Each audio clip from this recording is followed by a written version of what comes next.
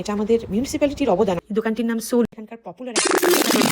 আজ এখানে জবরদস্ত বৃষ্টি, সারা দিন বৃষ্টি, এই যে সাংঘাতিক বিদ্যুৎ চমকাচ্ছে, শুনতে পাচ্ছেন কি? আজকে বাড়ি থেকে বেরোনোর কোনো গল্পই নেই, তবে গতকাল বেরিয়েছিলাম। আমার যাওয়ার পথে স্কেট পার্কটা পড়ে, এখানে সব লোকাল বাচ্চারা স্কেটিং প্র্যাকটিস করতে আসে।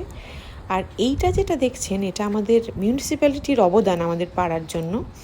এই যে এতগুলো বসার জায়গা বানিয়েছে, তার মাঝখানের টেবিলগুলোতে চেস বোর্ড বানিয়ে দিয়েছে। ডাচেরা ভীষণ স্পোর্টস ভালোবাসে, স্পোর্টস ছাড়া থাকতেই পারে না, তাই বসে বসে কী কী স্পোর্ট করা যায় সেটাও ভেবে নিয়েছে।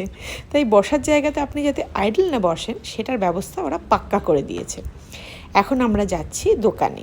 আর এই যে দেখছেন, অনেকে জিজ্ঞেস করেছিলেন আমাদের, যেহেতু এখানে সাইকেলের কালচারটা ভীষণ পপুলার, ডাচেরা হিল্লি, দিল্লি, মুম্বাই সব জায়গা সাইকেলে করেই পৌঁছে যেতে পারে প্রায়। সেই জন্য সাইকেলের রাস্তাগুলো ওইভাবেই ডিজাইন, কতটা চওড়া দেখুন। গাড়ির রাস্তার সাথে সাইকেলের রাস্তা কিন্তু খুব তফাৎ নেই।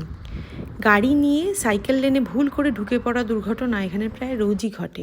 এরপর গেছিলাম এই দোকানটিতে। এই দোকানটির নাম সোলো। মূলত অ্যাফোর্ডেবল একটি লাইফস্টাইল এবং স্টেশনারি দোকান, যেখানে ছোটোখাটো নানান জিনিসের সাথে নানা দেশ, নানা ধর্মের জিনিসও পাওয়া যায়। আমি গেছিলাম ধূপ কিনতে। এবার লাঞ্চের পালা। নিয়েছিলাম বিটার বালেন আর prawn cooked in garlic oil.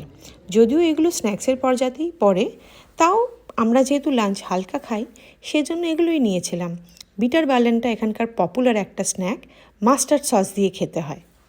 Dutch traditional খাবার, ডাচ লাইফস্টাইল, এখানকার সাইকেল কালচার, এইগুলো নিয়ে যদি আরও বেশি জানতে চান তাহলে প্লিজ কমেন্টে জানাবেন, আমি আলাদা ভ্লগ বানাবো।